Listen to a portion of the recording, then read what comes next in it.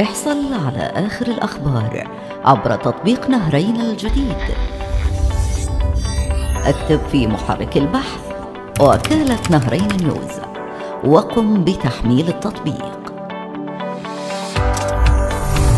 يمكنكم التنزيل على جوجل بلاي، متوفر على الأب ستور. تمتع بخدمة الأخبار السريعة والعاجلة، بالإضافة إلى الأخبار المحلية والعالمية المنوعة. أيضاً باستطاعتك الدخول مباشرة إلى صفحة الفيسبوك.